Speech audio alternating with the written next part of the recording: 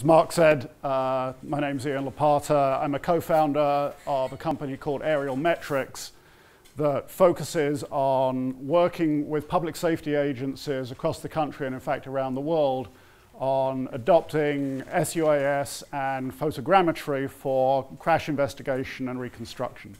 There were a few people who raised their hands saying not from California. I was one of them. You can probably tell by now. I'm from Chicago.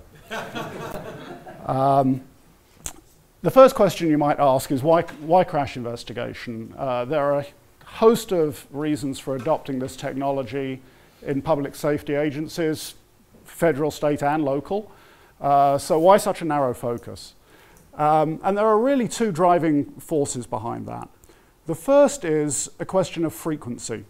So we have generally found that when we talk to sheriffs, police chiefs, there is a lot of interest in missions that range from SWAT to surveillance, search and rescue, and they are all very valid use cases for this technology. The challenge with them tends to be that they occur relatively infrequently. High value when they do occur, but you can't really predict how many cases you might have in the course of the year. So for example, in the jurisdictions that we're working with, I think we had 2 search and rescue cases where this would have been a reasonable case to deploy drones. However, crash, as we all know, happens all the time, which means that you can drive the business case more solidly based on this use case. And your pilots stay current, right? They're using the technology frequently, they don't get rusty, so when they get out there and they've got to be on the ball on their game, they've flown recently because it's something they're doing as a routine part of their job. So that's the first reason, driving the business case. The second reason is more to do with concerns from the general public around the use of this technology by law enforcement. So, as with any new technology, there are always concerns about its adoption. There are great benefits to be achieved, but there are also concerns that arise. And the ACLU in particular has been quite vocal on the potential for misuse of drone technology by public safety agencies. And they're just trying to steer in the right direction. The great thing about using this for crash investigation is the public good that arises out of the work that we're doing is self-evident. And so we have found that this is a tremendous way to get the general public on board and supportive, and you'll see the benefits in a moment, and use that as the platform from which, when Timmy is lost in the forest, we now have the technology to go find him if necessary. So that's why we're focused on crash investigation. With that said, I'm going to give you a little bit more background on what we really do, show you a brief demonstration, and leave it in that. Hopefully can take questions later. When I'm talking about crash investigations, I'm not talking about the typical fender bender. I'm talking about serious crashes, and we typically identify those with 3 criteria. They are either fatalities, they are life-threatening injuries, typically requiring advanced life support, or they are those that have an officer involved at the crash scene. And so those are the ones that we are responding to, and we are, in our local area, on call 24/7 to respond to all of those incidents, and we've been doing that for the past 2 years. From the public standpoint, you've all been held up by a crash, right? And to me, before I got involved in this, it was a little bit bewildering.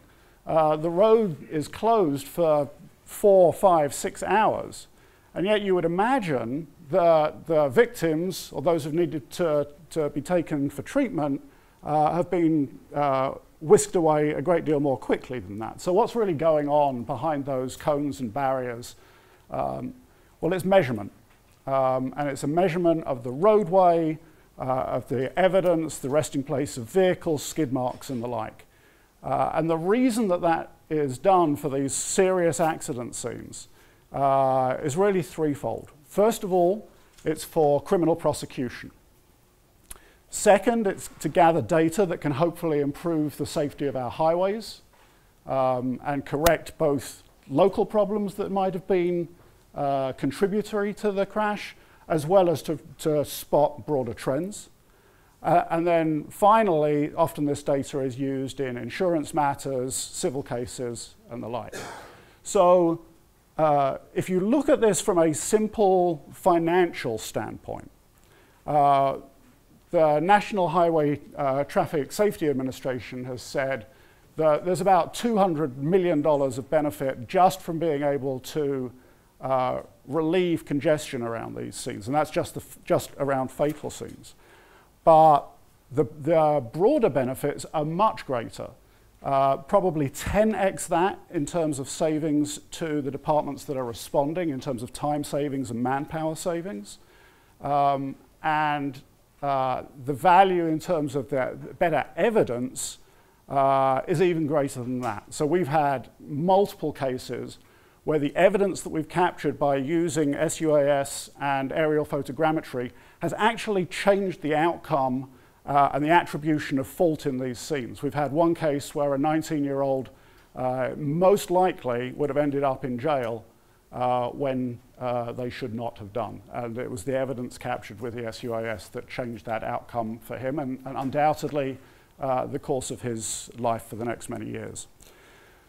So, as I said, we started this about 2 years ago. We've been working with 37 police departments in the area that covers the northern suburbs of Chicago, up to the Wisconsin border, as well as with the sheriff's office.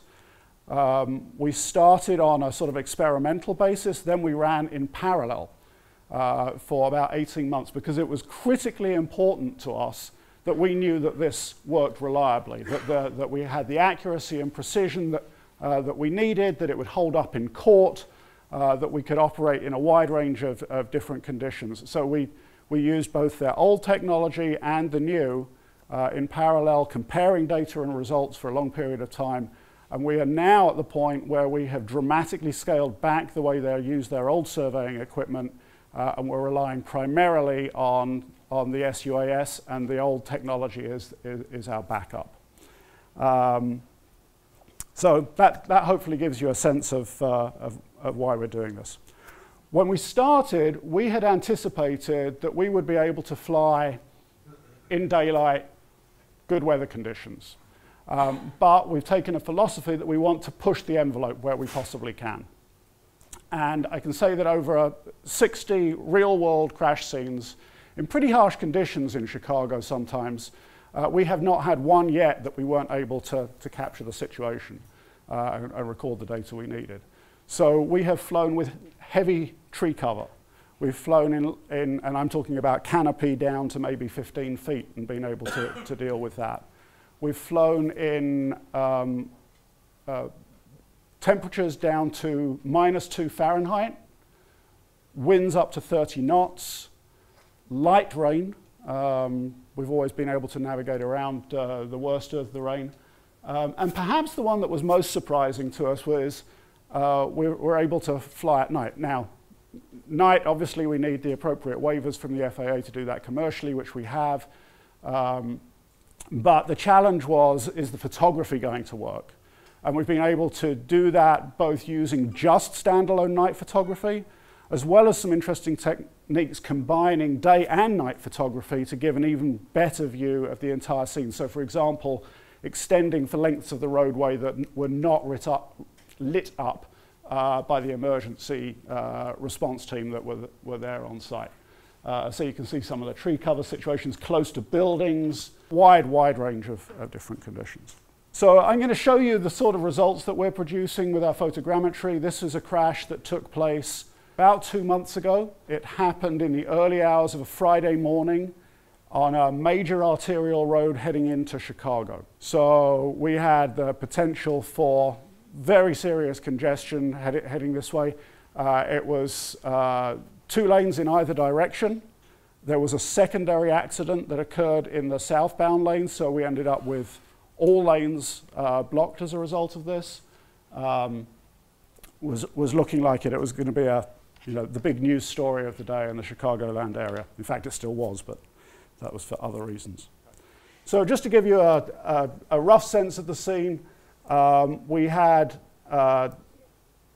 this minivan was heading southbound in these lanes, exited the highway into this median, which is a ditch at about this point, flipped onto its roof and continued travel into the northbound lanes and came to rest down around here. This blue Plymouth saw that this is a very poorly lit section of road at night.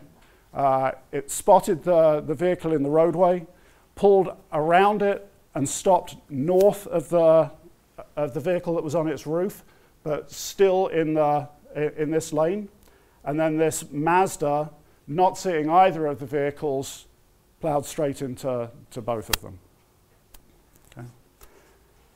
So what we're seeing here is the results of about 175 photos that were taken using a very carefully planned protocol that we've experimented with over a number of years, over those past 2 years, and gives us, as you can see, the ability to zoom in really quite precisely. Can go further than that. And of course, we can still go back to the original source imagery if we want to and look at that. You can see if I move my mouse that we can get fairly accurate, well, very accurate readings for our purposes. You see in the bottom right-hand corner, we're seeing hundredths of inches as I move my cursor across that markup. Okay. Now, at first glance, this might look like a photo, just a stitched together photo, but it's important to recognize it's what's called an orthomosaic. So anything that you're over, it looks like you're directly over it. If I come to this vehicle, it looks like I'm directly over it. If I come to these vehicles, it looks like I'm directly over them as well. Okay? And we can use this and start looking actually at the course that was taken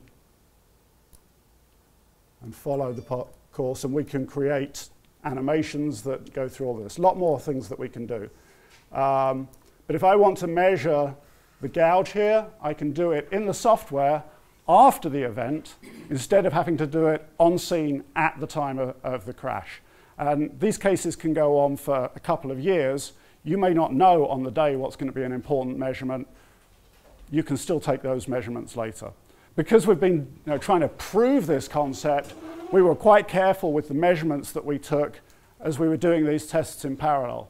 So as you can see, the mapping has always been the critical path item of responding to these scenes. Our average over the past 3 years was 2 hours and 50 minutes just for the mapping with the laser technology that the team were using in advance. And you can see we have dropped that very substantially. Average is around 15 to 20 minutes to capture a scene now. That doesn't mean the roadway opens up in 15 to 20 minutes because there are vehicle inspections to do, a lot of other work that needs to get done, but it is shortening the overall length of the scene.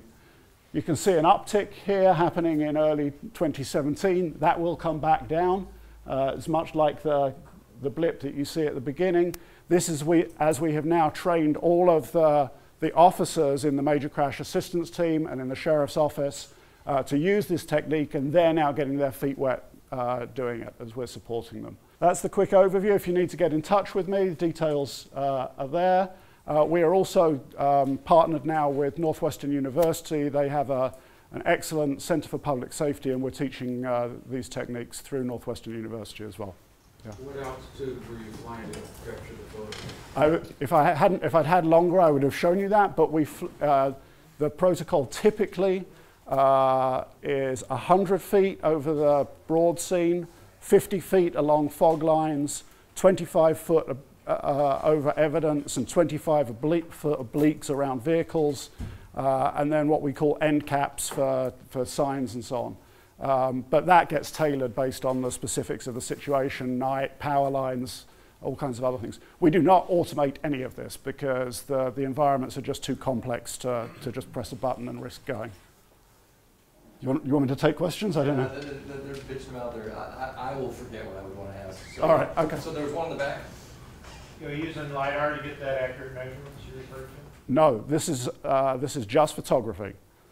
So we're flying a standard camera on an Inspire 1, and what we do is we'll take ground measurements, and we don't use them for scale. We use them for verification, and we have found that we are within 0.3%, which for our purposes is fine. We'll be further off in terms of position on the Earth's surface, maybe 10 feet off in that regard, but measurements relative to other points in the scene will be plus or minus 0.03%. There's another hand over here. Go ahead. How do you get authorization to fly so quick with that craft? Great question. We don't.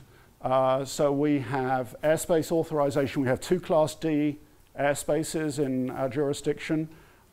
We get 6-month clearance at a time for that. So even the 2-hour response would not be sufficient for our needs, which is why we need on a standing basis. And we renew it on a 3-month rolling basis so that we're never left without coverage. For night authorization, we actually have a 4-year approval. John? 2 questions. One, all that's hand flown, it's not automated at all. Yeah. And the second question is, have you found that when you go to a crash site, you bring different lights now? We don't bring different lights, but we have to think differently about how we position the lights because of shadows being cast, washout of the overexposure of parts of the scene. Anything special? About? The lights that you bring? Usually it's the public safety brings out light towers, which they bring out anyway. We have never asked them. No, they already need them for their vehicle inspections and the like. So you get out of the accident scene pretty quick, 20 minutes, but you come back with 35,000 photos.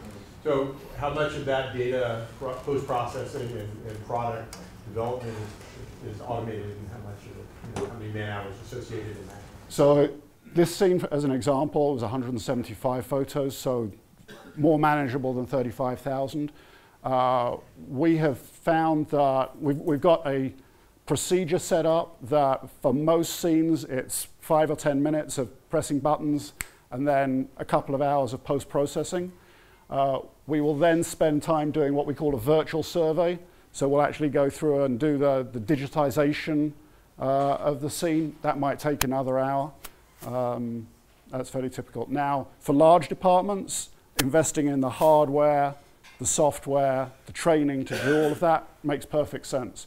For smaller departments, we will provide that service for them so they can upload images to us and we'll handle all of that for them on a per-case basis. A product that day. Oh, for sure, yeah, which is far faster than the actual need. Okay, we're going to switch over to the next one. Can I get you to pull the mic up? Let's give me a hand, please.